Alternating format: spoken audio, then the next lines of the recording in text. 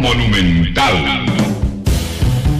Vivimos en un mundo en constante cambio que usted merece entender, porque es imposible interpretar la realidad que vivimos sin conocer cada uno de sus colores. Porque muchos son los tonos de la actualidad. Presentamos Matices. Una producción de Noticias Monumental. Hola, ¿qué tal? Muy buenas tardes, bienvenidos a Matices, este espacio de Radio Monumental, que es una producción del Departamento de Noticias, en el que analizamos los temas que son noticia en Costa Rica y en el mundo. Muchas gracias de verdad por estar con nosotros en este primer programa de la semana. Como ustedes lo saben, cubrimos durante muchísimos meses ya la situación internacional, tanto en Venezuela como en Nicaragua. Sin embargo, de esa crisis que se está registrando en cada uno de esos países, hay aristas que nos hacen verla también desde otro punto de vista y conocer un poco más de lo que está ocurriendo. Hoy vamos a hablar de la salud en esos países. En el caso de Nicaragua, como los médicos han tenido que huir durante las últimas semanas. También en el caso de Venezuela, la falta grave de medicamentos y de utensilios médicos, por supuesto para la sociedad civil, no para los miembros del régimen, que hace todavía más dramático, mucho más dramático la situación en esos países. Yo quiero invitarlos a todas las plataformas que tenemos disponibles. Estamos en vivo en radio 93.5 FM, estamos en vivo en internet monumental.co.cr para cualquier parte del mundo.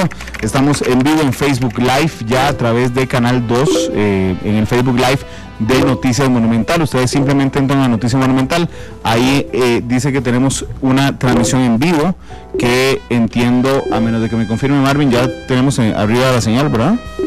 Del Facebook Live, sí, ya la tenemos arriba, para contarles a ustedes lo que está ocurriendo en el programa.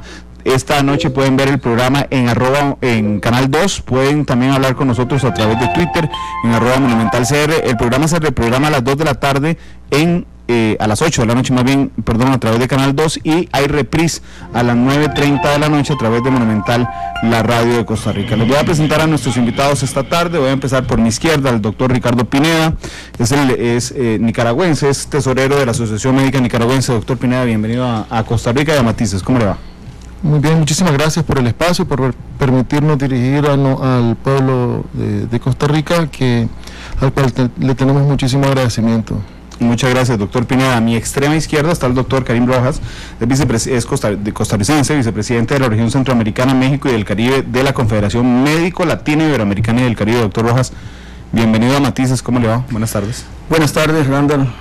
Muchas gracias por el espacio que nos permite a nosotros como costarricenses traer a nuestros colegas de otros países y poder comunicarle a la población costarricense sobre lo que está sucediendo en países tan cercanos como Nicaragua, pero también otros países como Venezuela, Bolivia, México, El Salvador.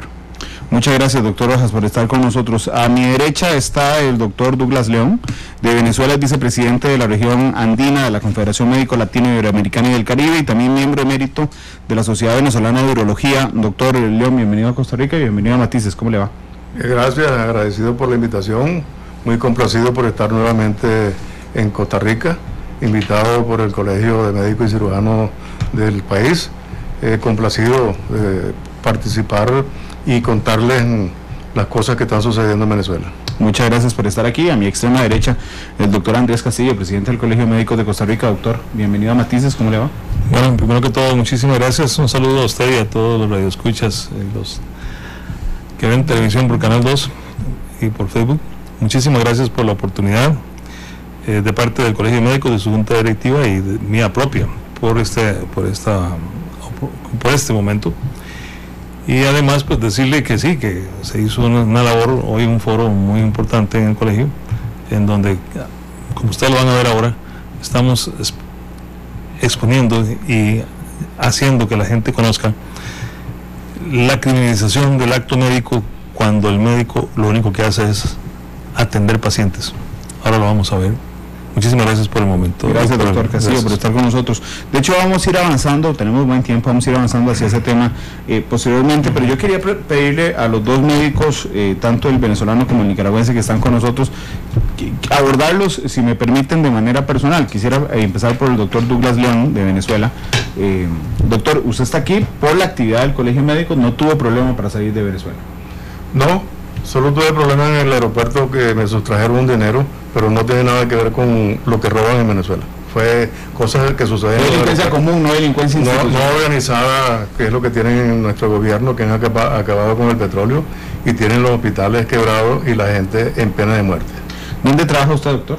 Yo trabajo para el Seguro Social y soy el presidente de la institución número 1 de Venezuela, la Federación Médica Venezolana, y también hago actividades privadas. Nunca he dejado de ejercer mi especialidad y eventualmente hago consultas y doy consejos de otras áreas de la medicina venezolana. ¿Me permite preguntarle, antes de entrar a su ámbito profesional, desde lo personal, cómo le ha afectado a usted la situación en Venezuela? Muchísimo, no solamente a mí, a todos los venezolanos, pero en particular en el ejercicio donde no conseguimos ni siquiera sonda para poderle drenar la orina a los pacientes obstruidos, cuando tampoco podemos darle la tansulumina, el medicamento para ayudar a orinar a un paciente que está parcialmente obstruido, y tenemos que, en esa eventualidad, en lugar de dar medicamentos, ir a operar, cuando también tenemos el problema de la falta de insumo y material para resolver el problema de la transuretral, que necesitas mucho líquido para operarlo y luego para drenar, que no se te coagule la sangre dentro de la vejiga, o cuando estás haciendo la operación directamente, que también necesitas mucho líquido. Es decir, no hay ni siquiera solución fisiológica y mucho menos estéril para poder hacer la resección transuretral. Estamos en una calamidad inmensa en el país, donde los especialistas nos complicamos, igual que se complica el paciente, pero la peor carga la lleva el paciente porque es el que se muere. Doctor, usted, ahora que aprovechando que está aquí en Costa Rica, le pregunto transparentemente, ¿usted sale y entra de Venezuela sin problema?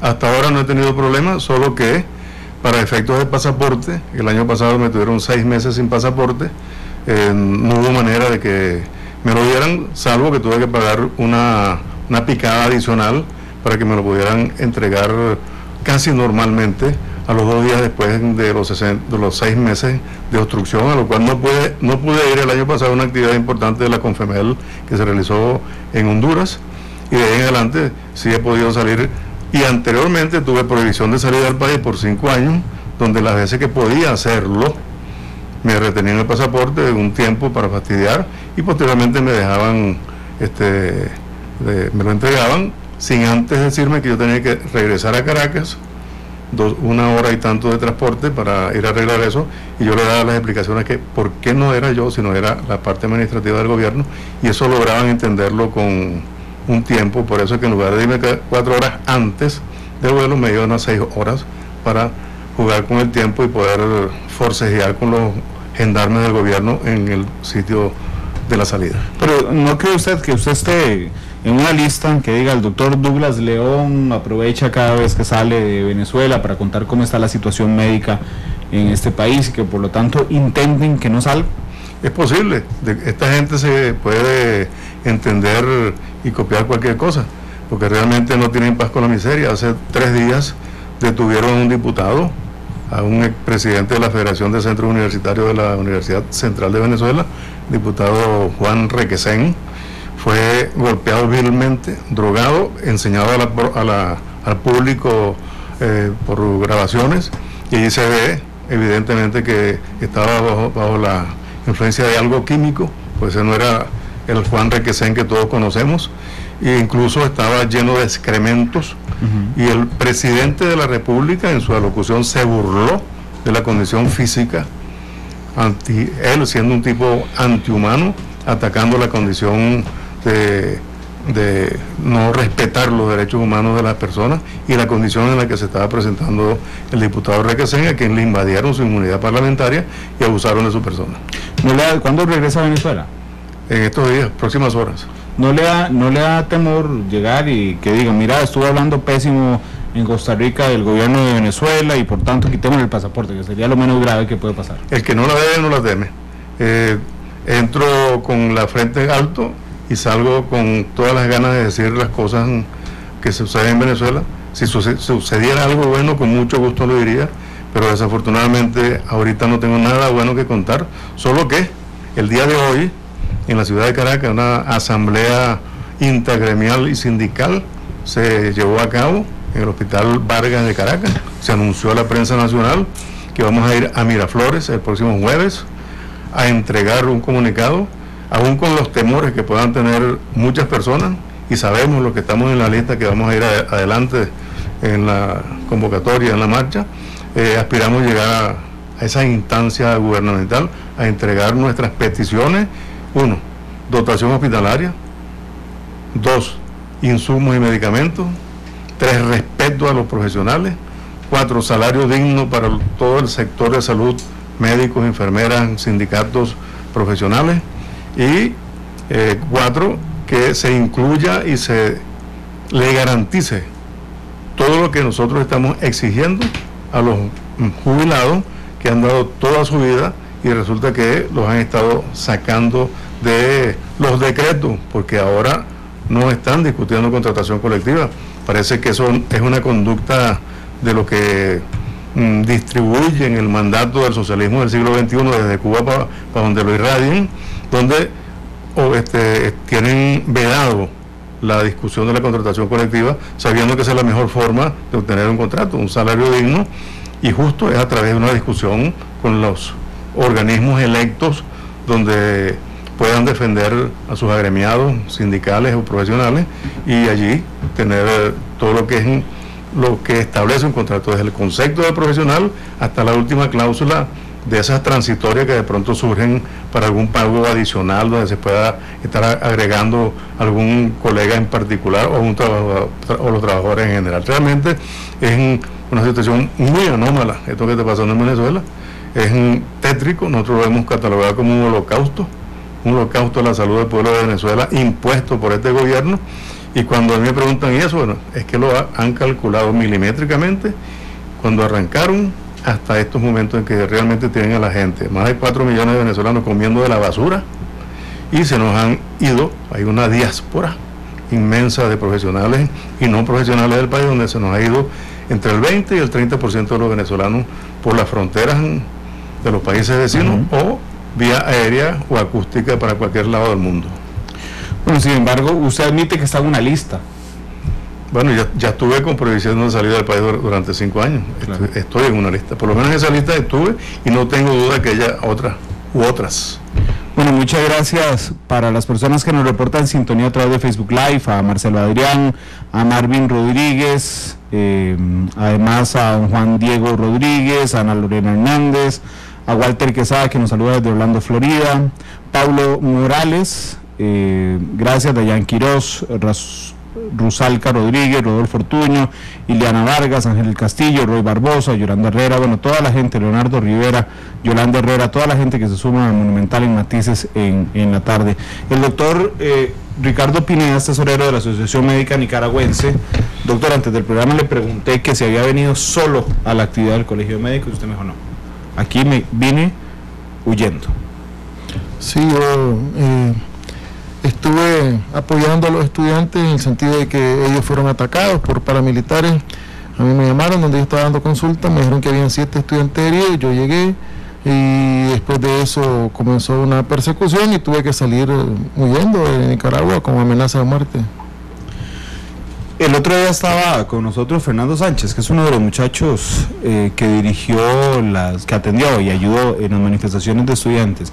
¿Es cierto entonces que a los médicos que atendieron a los heridos en las manifestaciones contra el gobierno están amenazados o despedidos? Los médicos que estuvimos atendiendo a los estudiantes y a la otra parte de la población y que fue herida o lesionada, nos están acusando de terrorismo. Acaban de inventarse una ley que la aprobaron en su asamblea privada, ¿no? Que castiga con penas de 15 a 20 años el cargo de terrorismo.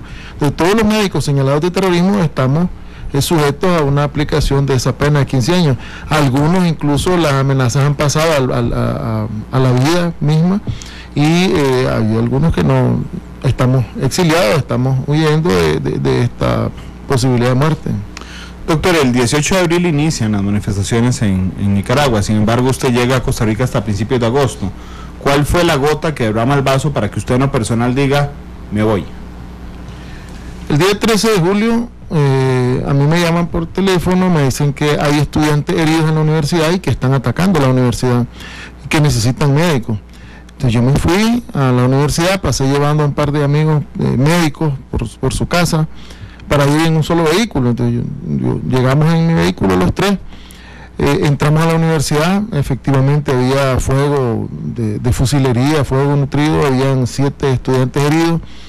Uno de los médicos los evacúa y se los lleva al hospital Viva en Pela. A los otros 2 nos quedamos revisando que no hubiera nadie más, nos avisan que sí, efectivamente hay 3 estudiantes más. Nosotros nos movemos a la iglesia Jesús de la Divina Misericordia, donde estaban esos estudiantes heridos, y cuando estamos dentro ahí, preparándonos para evacuarlos, la iglesia fue rodeada y comenzaron a disparar de las 5 de la tarde hasta como las 9 de la noche. A las 9 de la noche se permitió la entrada de unos sacerdotes a evacuar a un periodista norteamericano, el Washington Post, que estaba ahí, y se llevaron a los heridos. Y después de eso, a nadie más le permitieron salir, seguimos rodeados y el fuego pues continuó, la balacera, los disparos, hasta las 8 de la mañana que llega el nuncio apostólico, que es un diplomático, digamos, y llegó acompañado de otros sacerdotes y pudieron evacuarnos hacia catedral. Durante ese periodo comenzaron a circular imágenes de los 2 médicos que estábamos ahí dentro, amenazándonos de muerte, amenazándonos de que, bueno, acusándonos de terrorismo, acusándonos de que andábamos armados, que éramos, etcétera, paramilitares, militares, peligrosos. Y esta información se difundió a través de los grupos de WhatsApp de los ministerios de gobierno, que es donde se nutren los paramilitares. Y algunos amigos que están en esos grupos me dijeron, mira, esto anda circulando de voz, y me comenzaron a pasar las imágenes. Obviamente era una amenaza inminente de muerte. Eso comenzó desde las 8 de la noche del 13 el 14 de la mañana, que nos llegan a sacar los sacerdotes. La decisión era única, pues inmediatamente que pude subirme a un vehículo me fui y me alejé lo más lejos de Managua. ¿Usted dónde trabaja, doctor? Yo trabajo en una clínica privada, no le trabajo al Estado, sí. Sin embargo, vamos a ver, yo sé que ustedes hacen su juramento y supongo que llevan la profesión tan en el pecho como lo llevamos los comunicadores, pero ¿qué hace que una persona, sabiendo que pone en riesgo su vida, en su caso, reciba o se entere el 13 de julio que hay estudiantes heridos y tome la decisión de pasar por sus amigos y de ir a recogerlos y de meterse en medio del fuego para ayudar a las personas? Bueno, yo soy directivo de la Asociación Médica Nicaragüense. La Asociación Médica Nicaragüense es parte de Confemel, digamos, similar al Colegio Médico de Costa Rica, aunque en Nicaragua no hay colegiación. En las últimas 2 juntas directivas yo he sido miembro, y nosotros hemos estado involucrados en todos los temas que tienen que ver con el ejercicio de la profesión.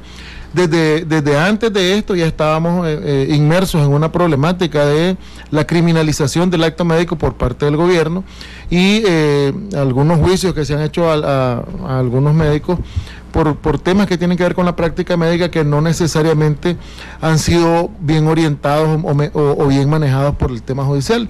Entonces, como parte, digamos, del liderazgo del movimiento médico, lo primero que nos impacta a nosotros el 20 de abril es cuando un niño de nombre Álvaro Conrado le pega un balazo en el cuello, y cuando le llevan al hospital, el hospital está cerrado. El hospital le niega la atención, es prohibido atender a los estudiantes que protestan. Eso genera un gran conflicto a lo interno de la asociación, porque la población maneja, digamos, que los médicos no lo atendieron. Nosotros nos vamos involucrando como asociación, investigando los hechos, conformando una comisión de ética para que se valore este asunto en particular, porque tan problema de ética es decir que le cierran las puertas, si es verdad, ¿cómo decir que le cierran las puertas a los pacientes? Y es mentira. Entonces comenzamos a investigar a ver qué valor de verdad tenía esto. Efectivamente, hay una directiva del gobierno que prohíbe expresamente la atención médica. En algunos lugares es aún mayor el problema. En el Hospital San Juan de Dios de Estelí no solamente se prohibió la atención médica, sino que también el hospital era la sede de los paramilitares que atacaban a la población. Era un cuartel de civiles armados irregulares. Entonces, uno no puede ser ajeno, te vas involucrando, vas viendo, y cuando las cosas van subiendo de tono, digamos, ya en mayo nosotros participamos activamente en algunas marchas acompañando a la población, brindando atención médica, precisamente porque la atención médica se les niega a la población. Ya en junio, yo me dedico a atender a los familiares de los presos que están en las afueras de una cárcel tenebrosa que se llama El Chipote, donde los familiares están afuera sin siquiera tener la certeza de que su familiar está dentro. O sea, hay 800 secuestrados ahorita que nadie sabe dónde están. Los familiares llegan ahí, normalmente andan buscándolos por todos lados, y entonces ahí se creó un centro donde había una clínica que yo era el que la atendía, y se les daba alimentación. Entonces, el último mes y medio, por así decirlo, yo estaba en El Chipote atendiendo a la población como parte de la misión médica que todos tenemos, y como representante del gremio médico, que pues las juntas directivas normalmente son las personas que representan al gremio, ¿no? Doctor, sin embargo, ese 13 de julio, cuando usted sale a recoger a sus amigos y a ir a la universidad, ¿a usted le pasa en algún momento por la cabeza de que ese es el antes y el después? Ese es su parteaguas, ese es el día en que se genera las consecuencias que lo obligan a salir de su país. Para mí el parteaguas había comenzado antes. ¿Y usted sabía que tenía que irse?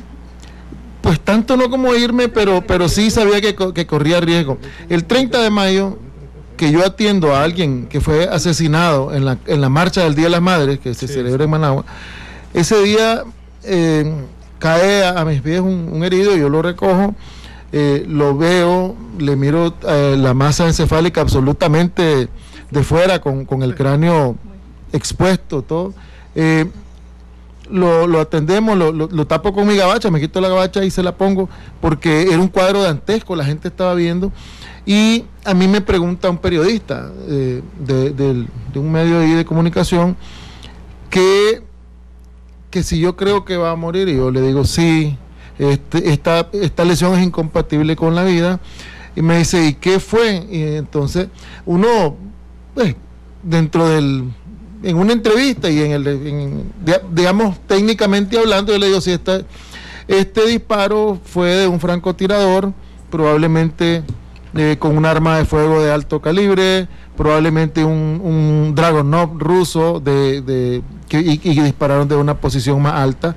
Entonces, cuando yo denuncio en ese momento el tema de los francotiradores, se generó mucho revuelo en algunas esferas de gobierno. Hay agencias de derechos humanos que comienzan a retomar el tema.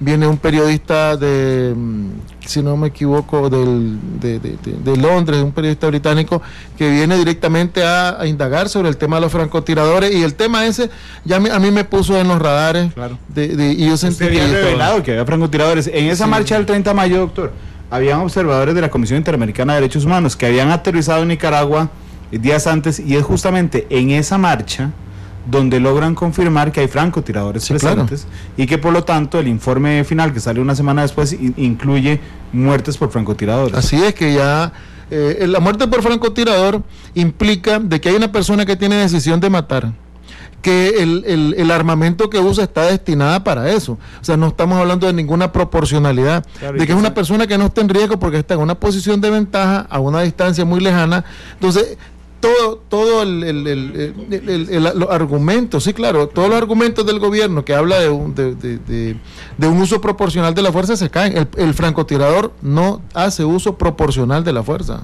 Bueno, y es que se convierte en homicidios selectivos. Así es. Usted escoge a quién matar. Así es. Doctor, y discúlpeme, desde el punto de vista personal, un profesional como usted, con trabajo allá, el 14 de julio sabe que se va a quedar sin trabajo. Sí. ¿Y usted tiene familia, doctor? Perdone. Sí, ok, no se preocupe. Eso le iba a advertir. El 13 de julio yo sabía que me podía quedar sin la vida. O sea, quedarme sin trabajo es un mal menor. Ok, usted se viene para Costa Rica. Sí, claro. Y vean, en cualquier momento, cualquiera de los dos, de hecho, que si tiene algún detalle de seguridad, nada más me lo dice tranquilamente, ahí paro la pregunta. Pero cuando usted se viene para acá, ¿tiene ya proyectado dónde se va a quedar, cómo va a vivir aquí, si tiene que ir a pedir refugio, por ejemplo, a la Dirección de Migración, ¿eso lo tiene definido, doctor?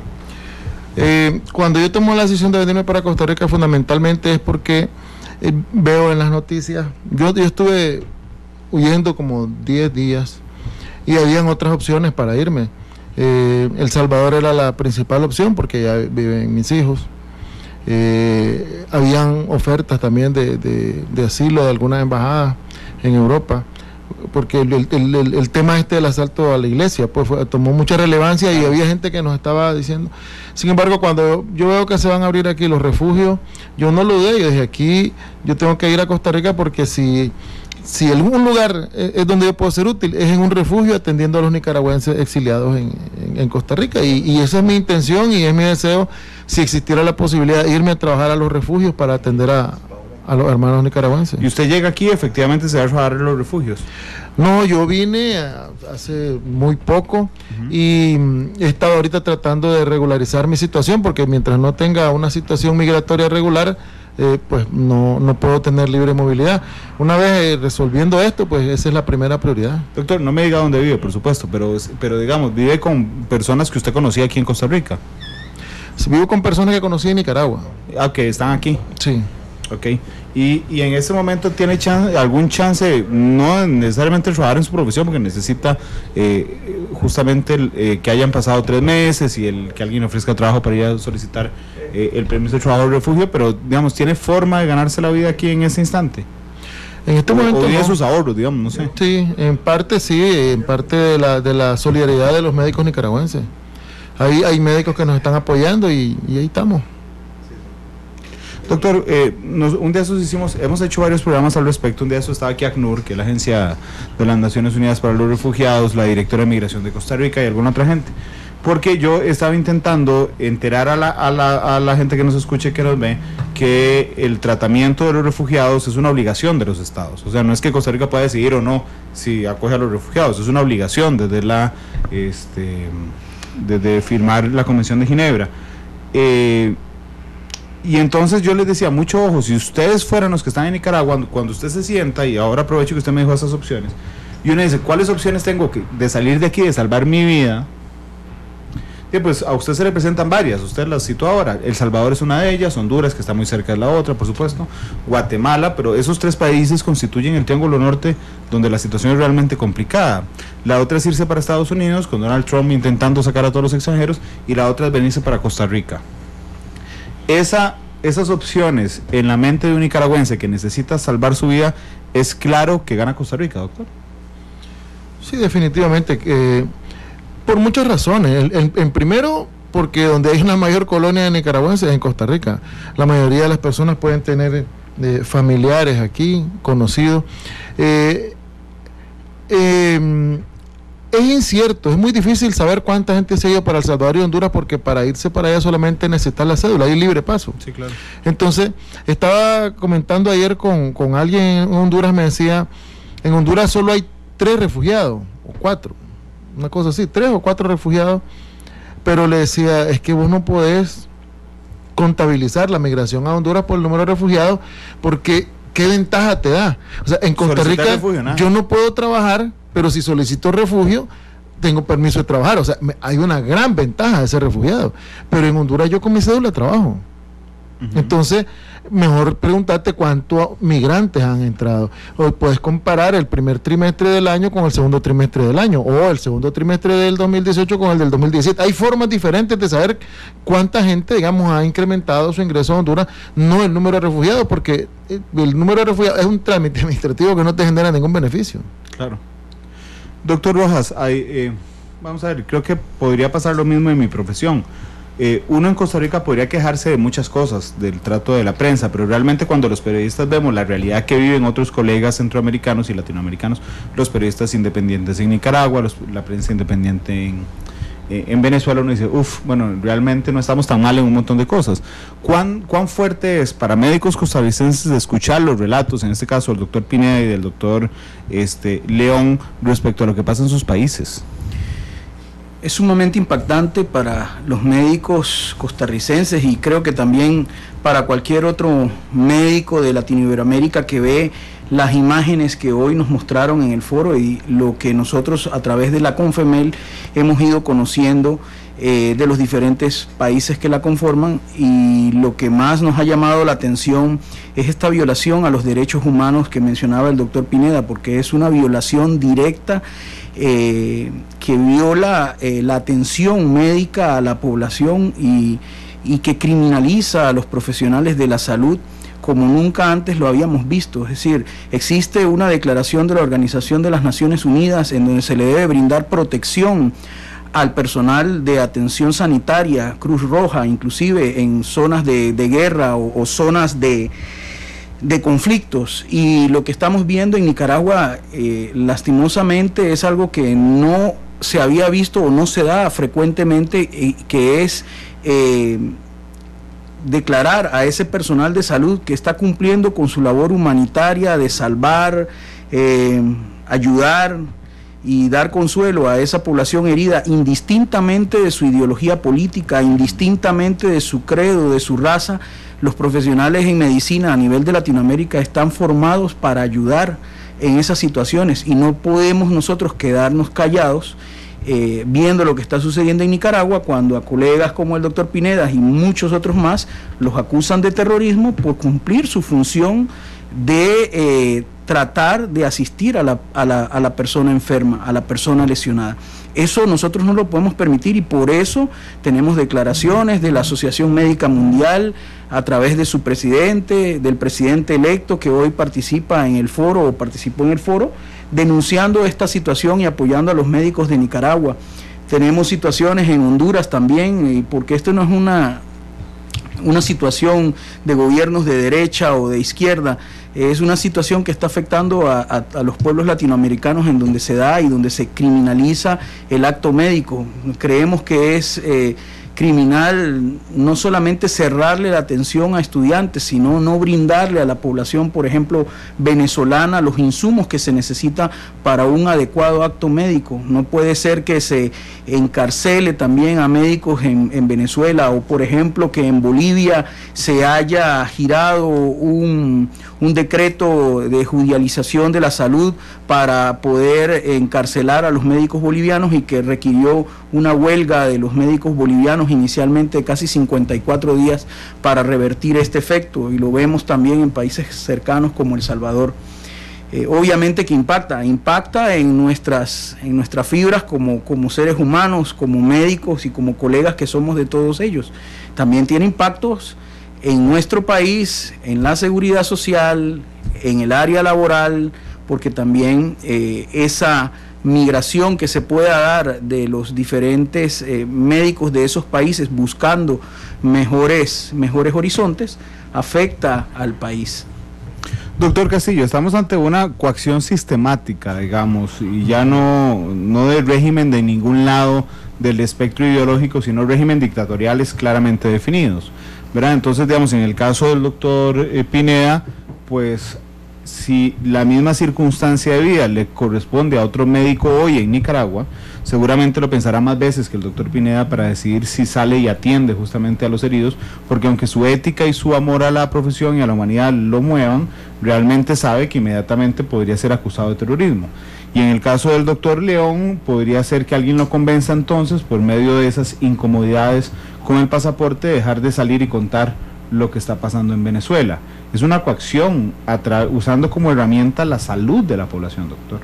Así es decir, usted lo dijo muy bien, es una coacción a la atención del paciente, es una coacción a la labor fundamental de los profesionales en la salud y especialmente en el médico, porque recordemos también que ha habido persecución, por ejemplo en Nicaragua, el mismo Venezuela, y en Honduras, y en El Salvador, y en otros lados más, no solamente contra los médicos, sino contra todo el personal de salud que de alguna manera está comprometido con el bien social, con el bien último, y donde se dan cuenta de que no hay insumos, no hay materiales y todas las injusticias, pues las enfermeras y otros profesionales en el campo de salud, que sea microbiólogos, etcétera, salen.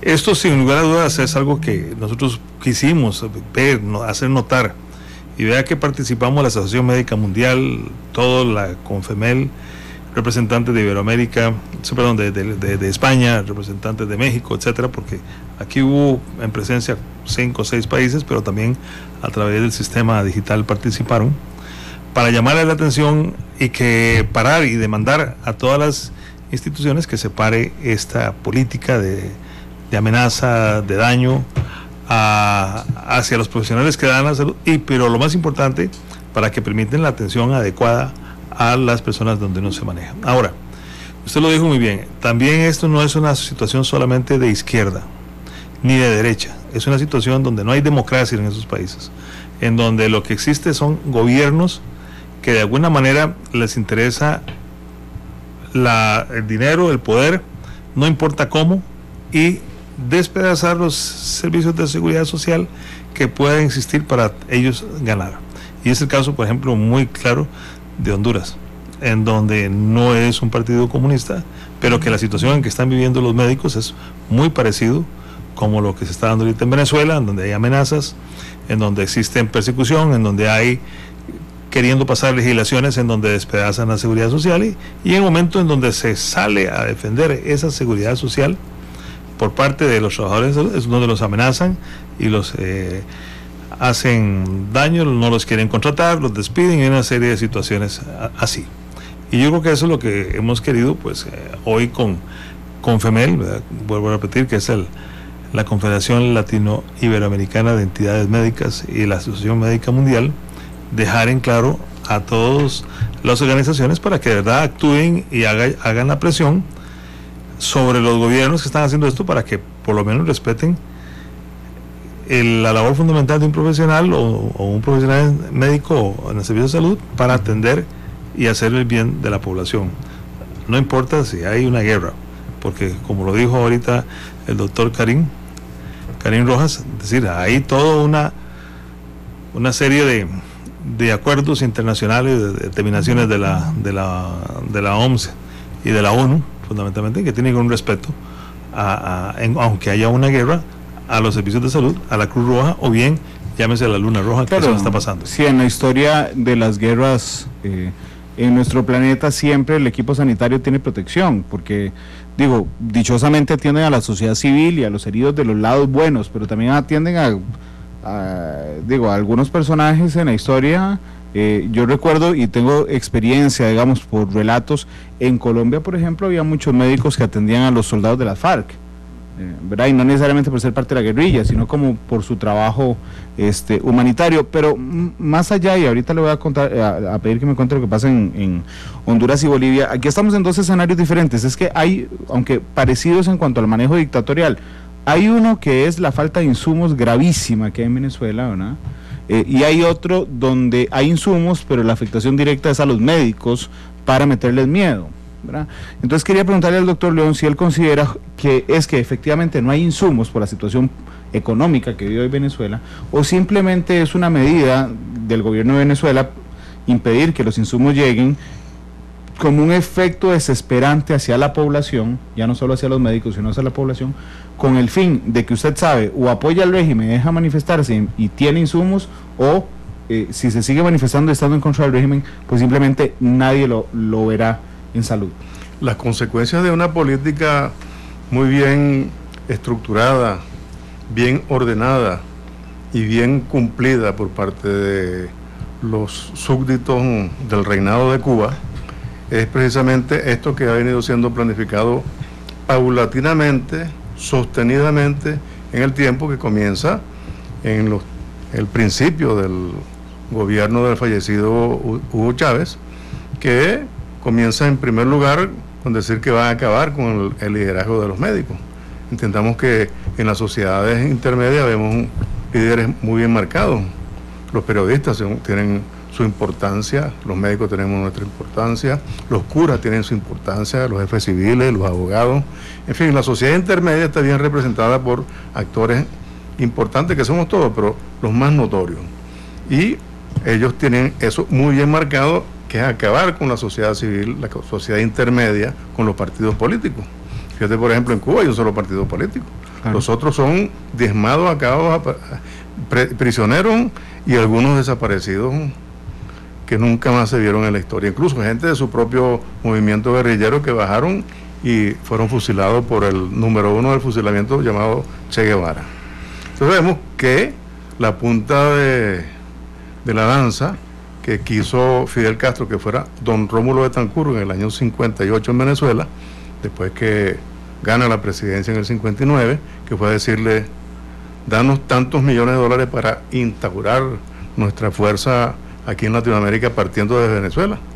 Y los líderes latinoamericanos vamos a montarnos aquí en Venezuela. Y don Rómulo le dijo, el dinero que tenemos aquí es para los venezolanos, para resolver el problema que tenemos los venezolanos, y cuando quisimos líderes, padres de la patria, los parimos en Venezuela.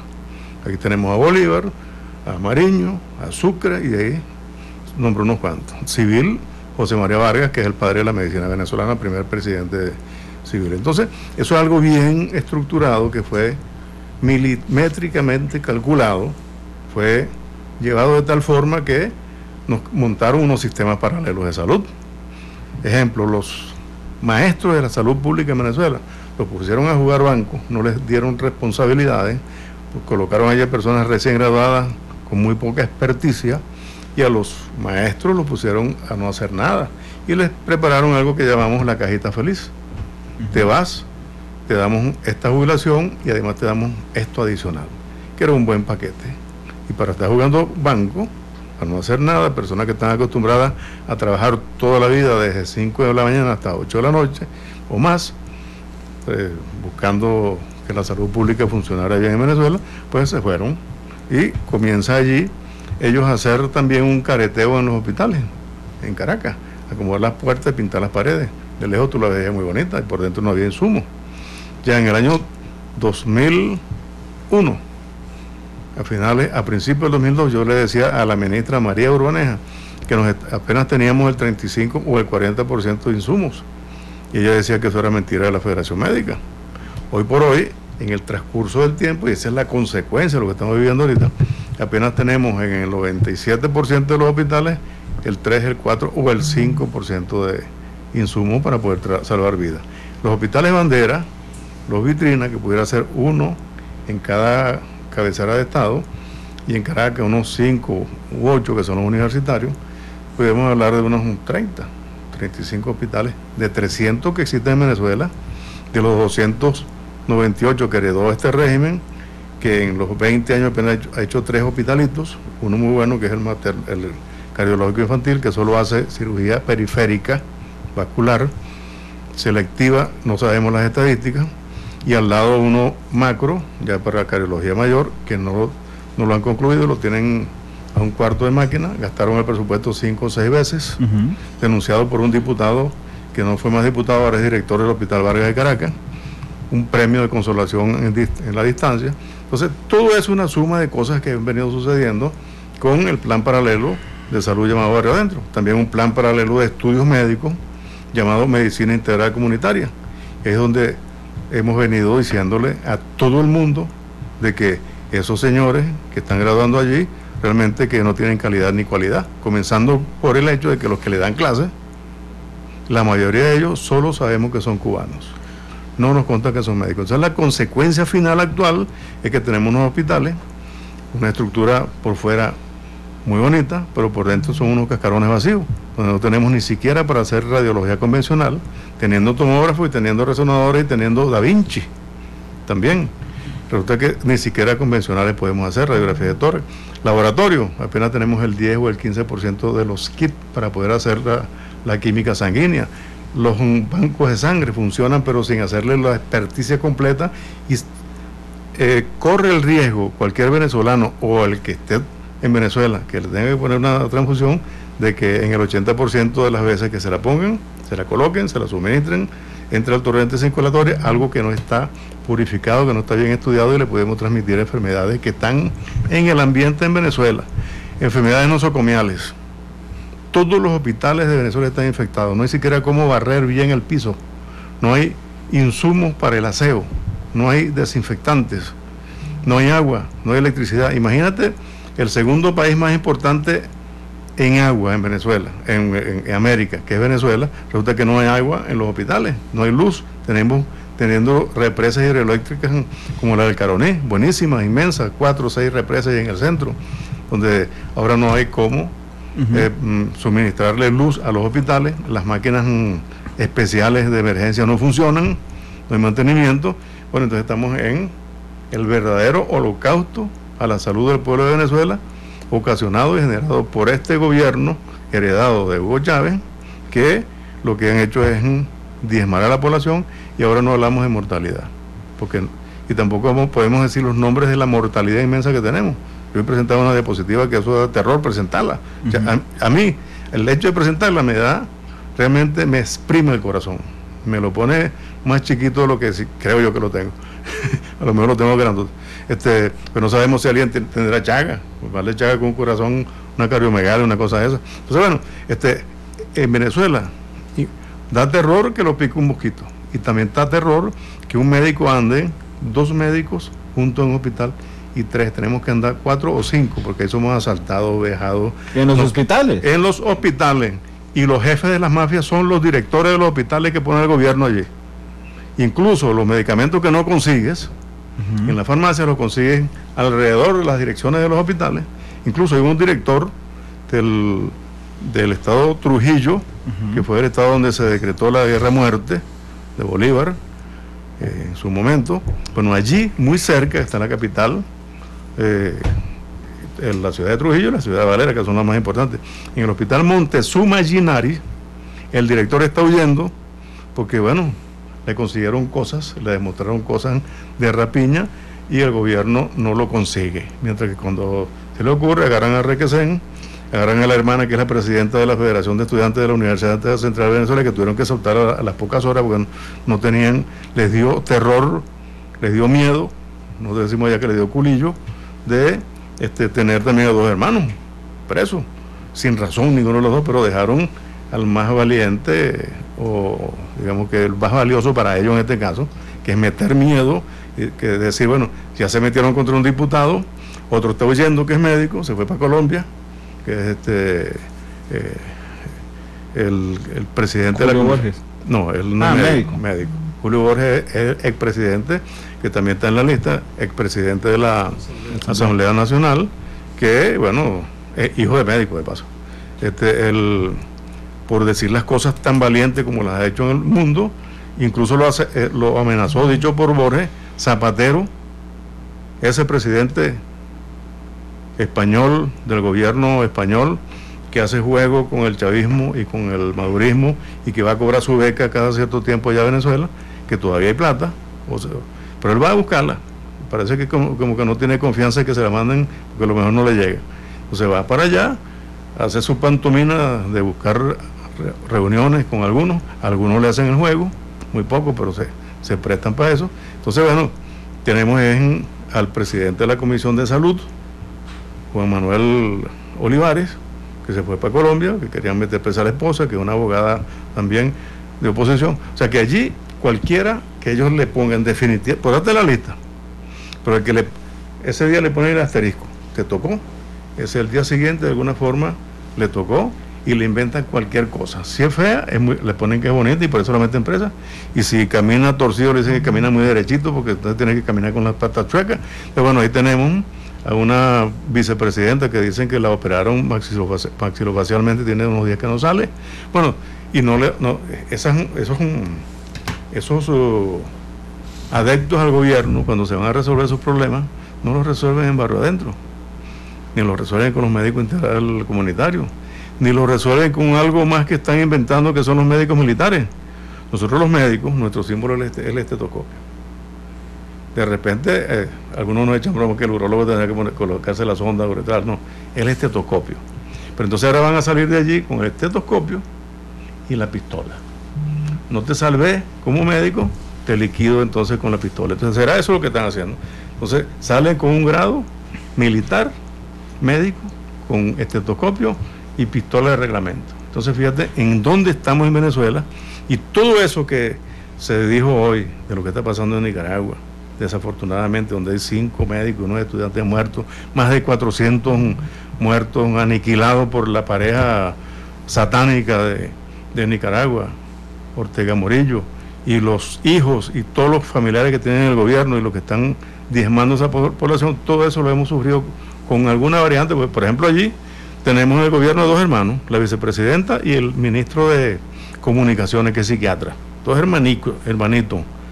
Lo que supuestamente le hicieron al papá, resulta que ellos ahora, los gobiernos anteriores democráticos, ahora ellos lo hacen y se ríen, lo disfrutan.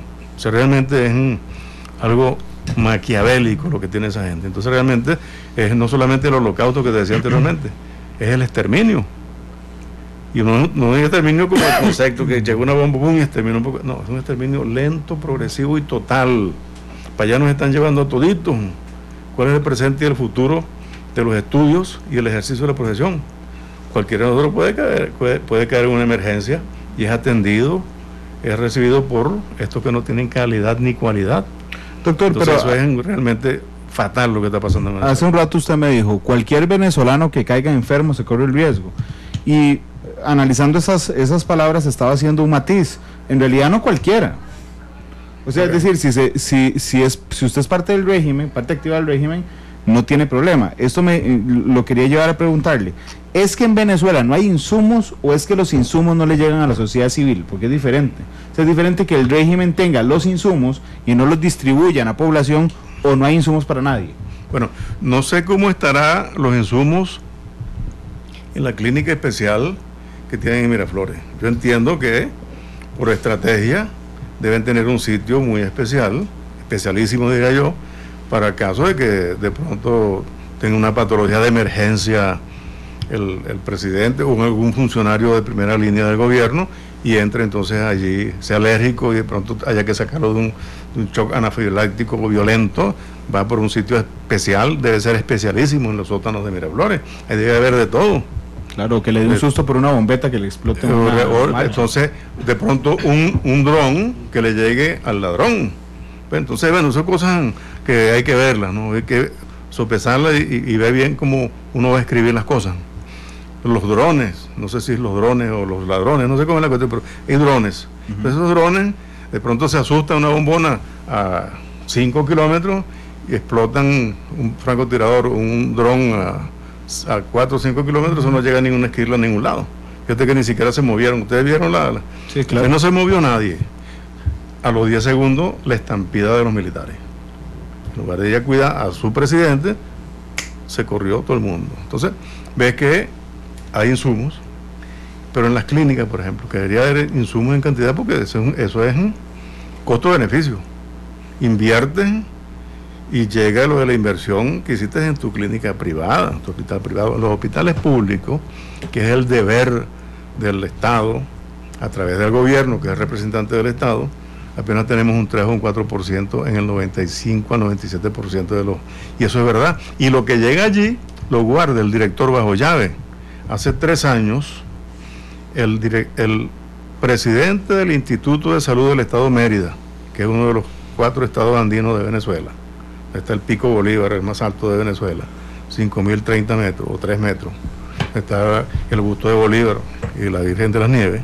Entonces allí en ese hospital, el Hospital Universitario de los Andes, le dio un infarto al presidente del instituto.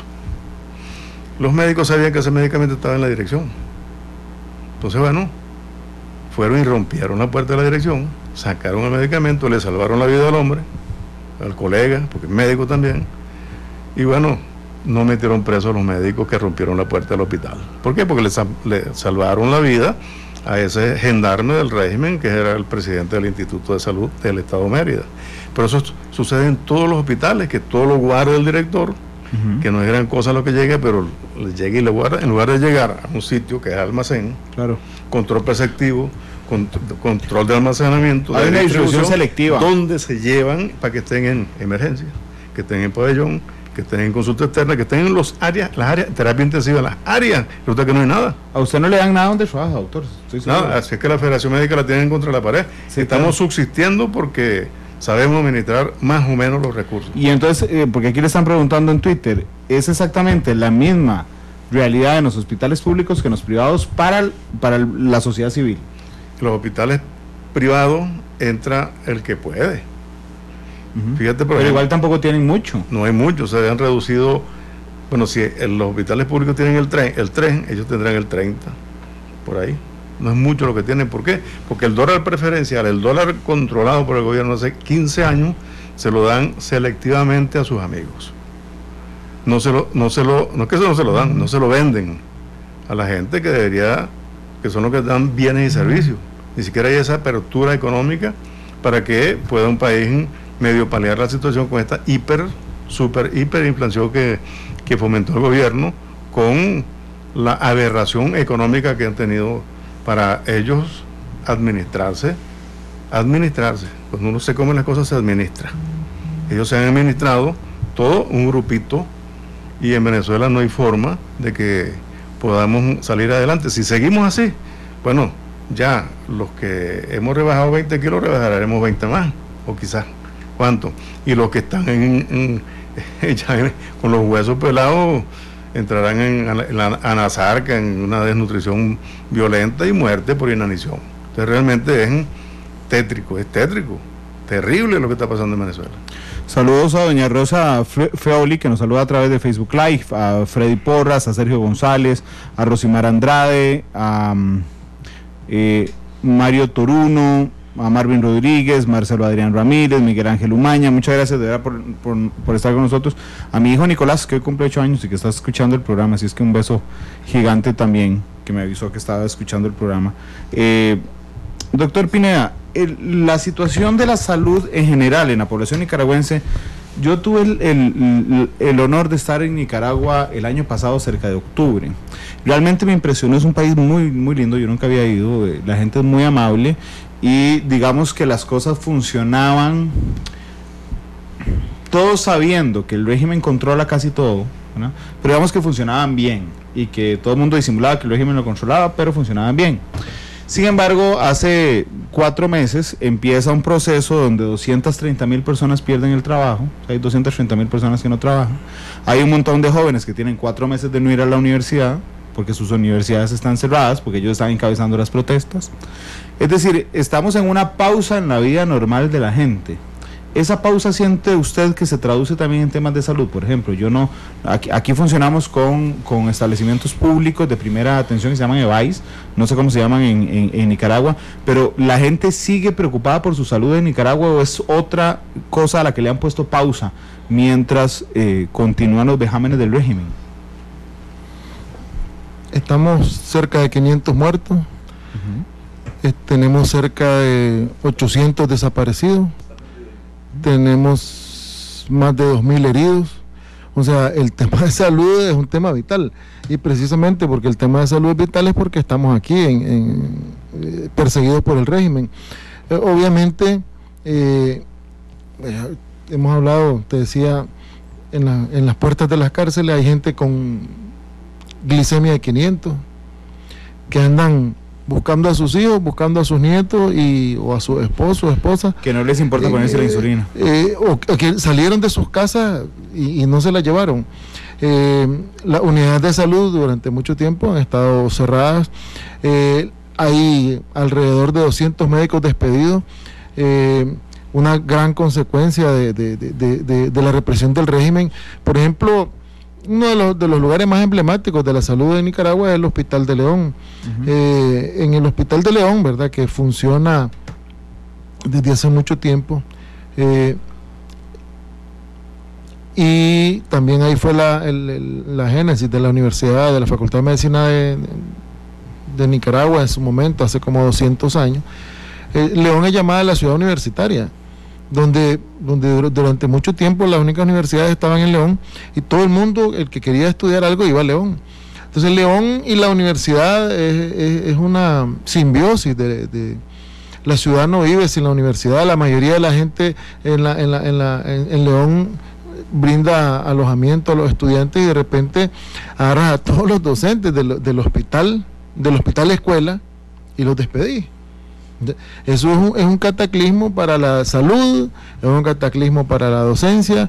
De los 300 subespecialistas que hay en Nicaragua son los que están más en riesgo. porque precisamente en un momento de máximo nivel de conflicto social, las demandas, o sea, de resolución, de capacidades son mayores. Entonces, mientras más especializado sea el recurso, es el que más te va a resolver. Entonces, los principales involucrados en esto son ortopedistas o cirujanos de alto nivel de preparación para ir a resolver los temas de los heridos por el régimen. Además de eso, hay problemas de nutrición, problemas de todo esto. Como decías, el desempleo ahorita es altísimo, la gente no tiene cómo sobrevivir, y todo esto va a impactar en la salud, pues todo esto va a impactar en la nutrición de los niños, todo esto va a impactar en las condiciones de salud de la población, y sobre todo la indolencia del régimen, pues un régimen que te niega la atención, un régimen que convierte a los hospitales en cuarteles, un régimen que le da que genera temor, porque la población no va al hospital porque lo pueden detener, porque llegas al hospital y lo que te encontrás son encapuchados y armados. Entonces, todo eso tiene un impacto directo en la salud de la gente, y cuando los médicos tenemos que emigrar porque nos quieren matar, entonces pues obviamente el impacto en la salud de la población es altísimo. Entonces, un nicaragüense que necesita garantizarse él la atención en salud para él y para su familia, y que pueda ir al hospital tranquilo, tiene una sola opción: ser seguidor del régimen. Si usted es seguidor del régimen, tiene garantizado todos los servicios de salud. Sí, es con una carta del partido, con una carta del sandinista del barrio. Permítame hablar de la carta del partido. Yo cuando fui en noviembre del año anterior fue a Estelí, que es una ciudad del norte preciosa, allá en Nicaragua. Conocí a un muchacho que estudió periodismo, un periodista, que puso una universidad para periodistas con problemas visuales, es decir, gente que era ciega, por ejemplo, y que quería ser periodista, y él entonces hizo una pequeña universidad. Y yo le pregunté: ¿y usted por qué no le pide una beca al gobierno? Y me dijo: porque no tengo la carta.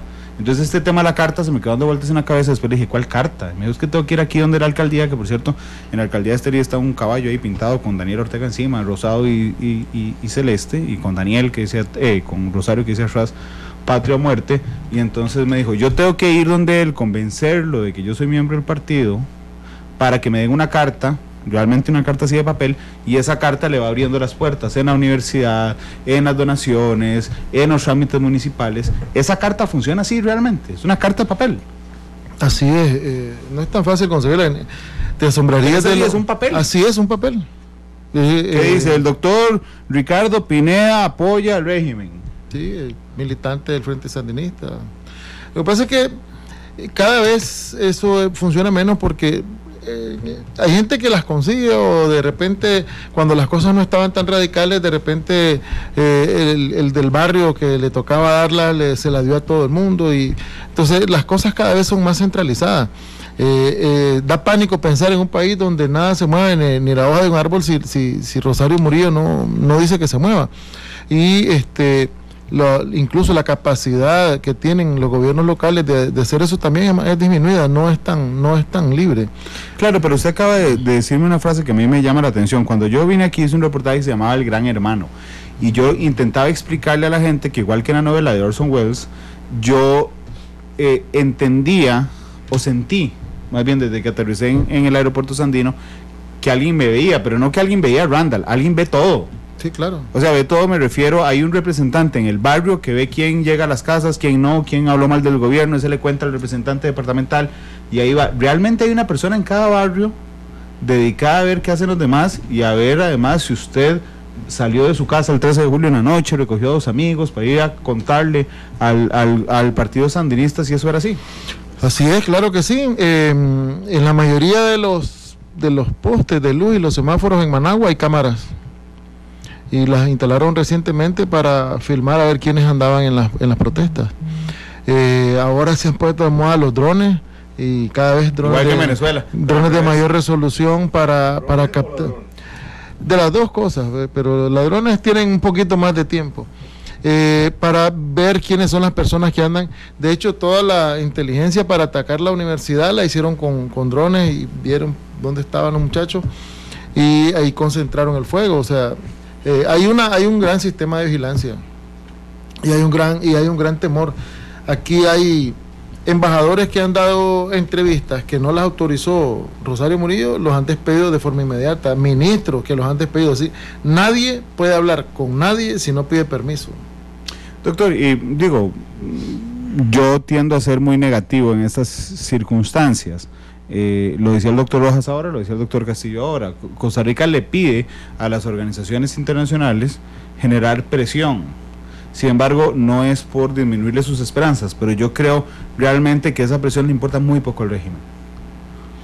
Al régimen le importan los dólares y las presiones van por esa línea. O sea, no es por carta, o sea, obviamente la dinámica, sobre todo de la OEA, que es el organismo que creo que se ha volcado más la concertación internacional para presionar al régimen, son los únicos que pueden limitar el flujo de dólares de los compromisos con los bancos y las multilaterales al régimen de Ortega. Pues no sé si le va a caer en gracia, ¿verdad?, al doctor León, pero entre el 2009, 2010 y 2016, más o menos, el aporte de Venezuela al presupuesto de Nicaragua andaba como por $580 anuales. Dicho por el Banco Central de Nicaragua. Y sí, en el 2016 ya bajó como a 100 y algo, y en el 2017 bajó como a 30. O sea, la cosa cayó. Entonces, ellos generaron otros mecanismos y para este año 2018 se esperan 680 millones de fondos de los bancos multilaterales, pues, y del BCE y del Banco Mundial, etcétera. Entonces, una de las cosas que probablemente sea lo que está en la ruta de la OEA, porque cuando hablamos de Magnitsky de la NICAG y esas cosas que se manejan en el Congreso norteamericano, son para fondos no aprobados, o sea, para futuras aprobaciones. Lo que ya está aprobado se desembolsa. Entonces, pero si la OEA sanciona, los desembolsos se paran, y eso sería el tiro de gracia para este régimen. Para ahogarlo. Sí, es que no, ya el régimen ya quebró. Ahorita pero no ha ahogado a Venezuela. Sí, Venezuela vendió como 20 años de petróleo futuro. Nicaragua, ¿qué va a vender? Está vendiendo bonos, papeles. Doctor Rojas, a mí realmente, digo, es muy loable el esfuerzo, por supuesto, que hacen ustedes, y sobre todo que la gente conozca de primera mano lo que pasa en estos dos países. Y tal vez efectivamente el pesimismo me gana cuando le señalo que es importante para la gente hoy que está aquí en Costa Rica escuchándonos, pero al régimen poco le va a importar si hay una condena internacional. Sí, pero lo más importante, Randall, es que nosotros levantemos la voz en este y en una serie de temas que se están discutiendo en toda Latinoamérica. Las organizaciones médicas que conforman la COFEMEL, dentro de las cuales no solamente están los colegios de médicos, están las federaciones, asociaciones, sindicatos. Tenemos que levantar la voz sobre esta situación y exigir a nuestros gobiernos, y es lo que hemos estado haciendo a través de la COFEMEL, exigiéndole a nuestros gobiernos que abran canales de comunicación con los entes internacionales para ver lo que decía el doctor Pineda de cómo presionar al gobierno de Nicaragua a que revierta esa condición o ese genocidio que están llevando a la población de países como Nicaragua o Venezuela en estos momentos. Es decir, nosotros no podemos quedarnos callados, nosotros tenemos que levantar la voz y tenemos que decirle a todos nuestros gobiernos y a los pueblos de Latinoamérica de lo que está sucediendo en estos países, porque hay gente que está sufriendo, y a pesar de que gobiernos como estos se empeñen en seguir lesionando a la población, llegará el momento en donde tendrán que caer. Es decir, conocemos en toda Latinoamérica, y tiene una historia muy triste de diferentes dictaduras que sufrieron los pueblos en Dominicana, en el Uruguay, en Panamá, que cayeron en todos los países, en Argentina, en Guatemala, correcto, en Chile. Es decir, todo ha terminado y esperamos que esto sea para bien, y yo creo que la presión internacional de diferentes entidades, llámese Organización de Estados Americanos, de la Organización de Naciones Unidas, de la CONFEMEL como un ente formación médica y de conformación médica que está denunciando lo que está pasando en estos países logre un impacto por lo menos en nuestros gobiernos para lograr detener esto. No podemos, el doctor León no lo mencionó, pero en estos momentos de Venezuela han migrado 22.000 médicos, han migrado hacia diferentes países buscando mejores horizontes, y en Nicaragua probablemente migren también esa cantidad de médicos buscando una estabilidad, ¿verdad?, para ellos y para sus familias.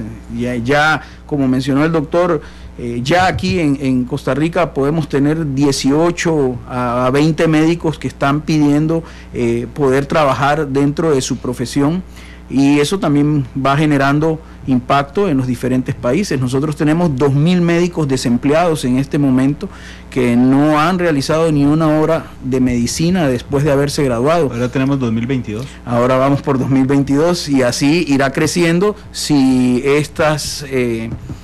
estoy hablando de 2022 nicaragüenses, tenemos un total de 38 más de diferentes nacionalidades que también están solicitando ingresar al sistema laboral médico del país. Entonces va generando impacto. La población nicaragüense, al no encontrar asistencia en sus hospitales, los que pueden migran hacia Costa Rica.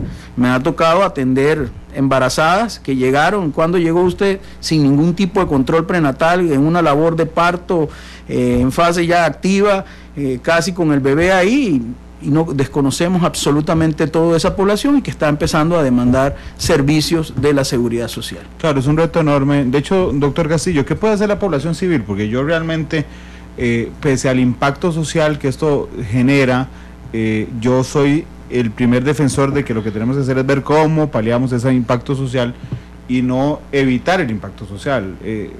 Es decir, somos un país con un problema de xenofobia aguda, realmente, muy fuerte. Somos un país tremendamente hipócrita también. Yo recuerdo cuando España se puso a recibir y la canciller alemana Angela Merkel se puso a recibir a los refugiados sirios, ¿verdad? Y entonces todo el mundo aquí en Costa Rica en Facebook le ponía un lacito, felicidades alemanes, esto es solidaridad, esto es humanidad, y cuando nos toca a nosotros, pues resulta que no. La última vez que hice un programa al respecto hay un montón de comentarios, y disculpándome, doctor Pineda y doctor León, pero decían, fueras extranjeros, váyanse a su país, ustedes se lo buscaron, y realmente eso por un lado es muy hipócrita, pero por otro lado es tremendamente poco humano, doctor. ¿Qué hace la sociedad civil para ayudar a la gente que está aquí en este instante, no porque le gustan las playas de Costa Rica, sino porque vinieron a salvar la vida? Sí, bueno, eso definitivamente tenemos que cambiarle esa posición al país. Sin lugar a dudas, el gobierno tiene una tarea también muy importante de ver junto con los organismos internacionales cómo podemos acoger a toda esta migración que se nos ha venido de una forma tan aguda, para ayudarlos primero a establecerse como refugiados, segundo, darles la oportunidad de que tengan una condición mínima sanitaria, de vivir, etcétera, y la otra cosa es que, bueno, ir insercionándolos dentro del sistema,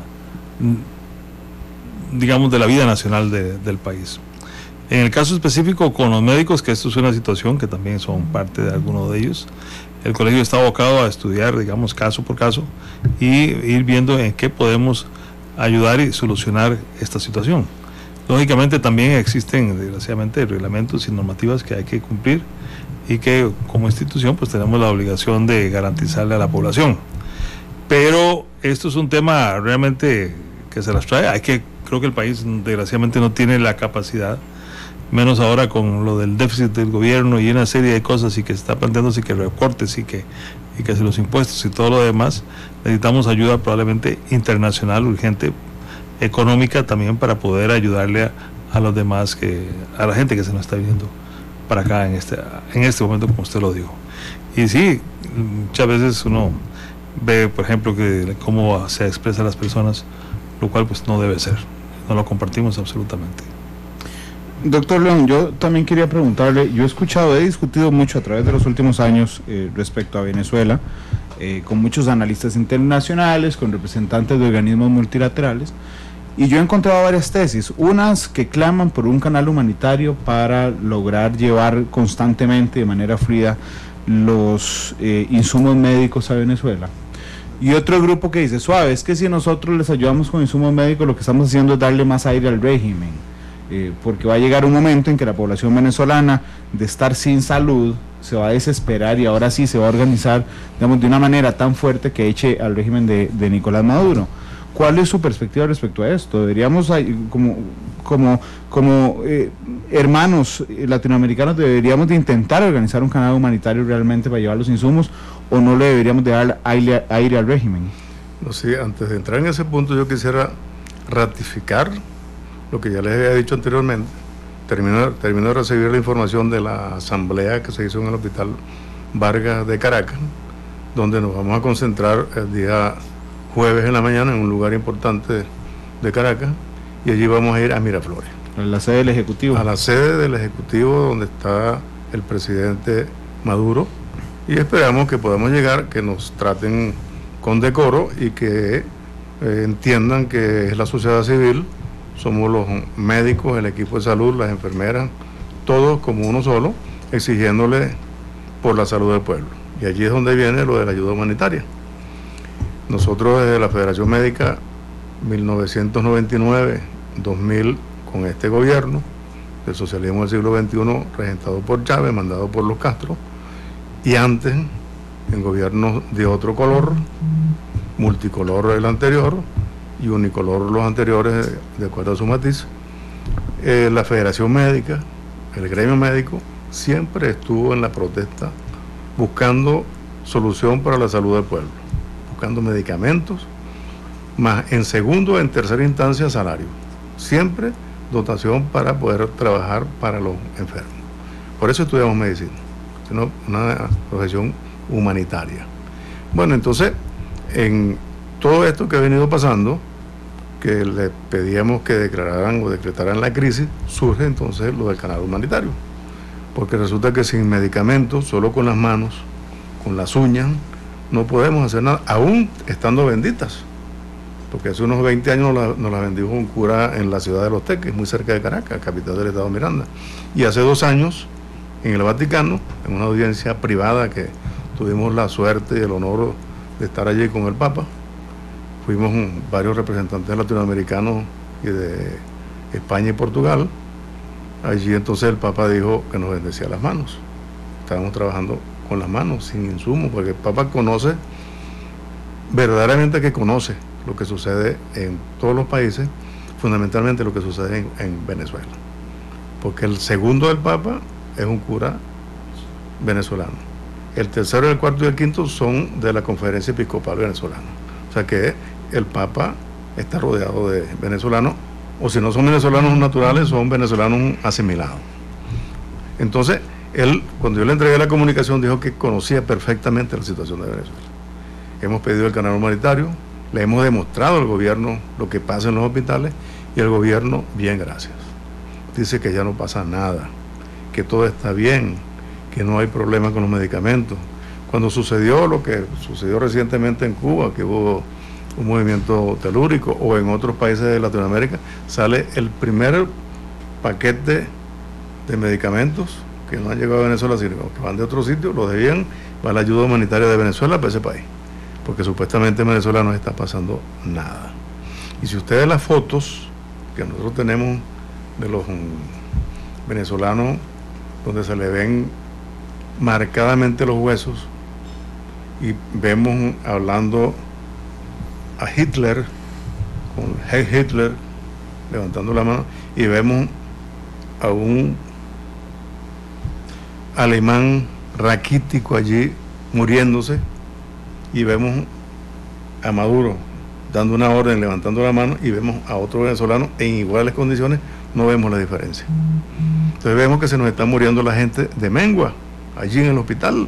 Entonces realmente, bueno, es una calamidad inmensa. Entonces, el peso promedio ha disminuido, entiendo. Mira, hay un promedio de que estamos hablando de porcentajes bárbaros, donde no solamente es el adulto, el niño se muere apenas nace, porque si no tiene el soporte alimenticio, porque la madre no tiene con qué darle la leche, porque no produce, también es una desnutrida.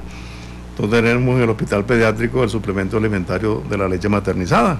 Entonces, un muchacho desnutrido, una mujer desnutrida, pare un niño desnutrido, no tienen con qué darle comida, entonces ahí sucede lo del mayoral.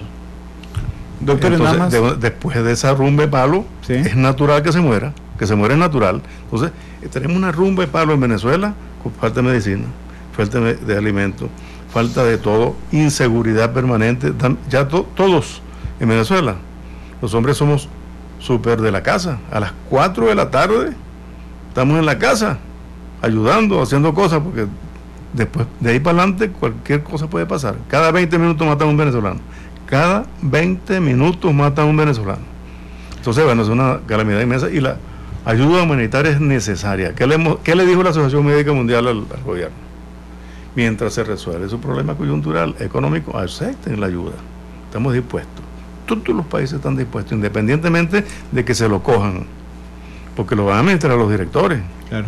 Pero algo le llega al pueblo, porque estamos, no los defensores, pues nosotros no somos los mascarados incólumes de que andamos defendiendo, nosotros estamos luchando por la salud y por nuestra salud y nuestra conciencia, porque necesitamos salvar vidas. Eso es lo que necesitamos. Doctores, discúlpeme, pero es que el programa estaba tan interesante que no hice ninguna pausa comercial y debo una antes de que se acabe el programa y ya se va a acabar, así es que vamos a la pausa y regresamos.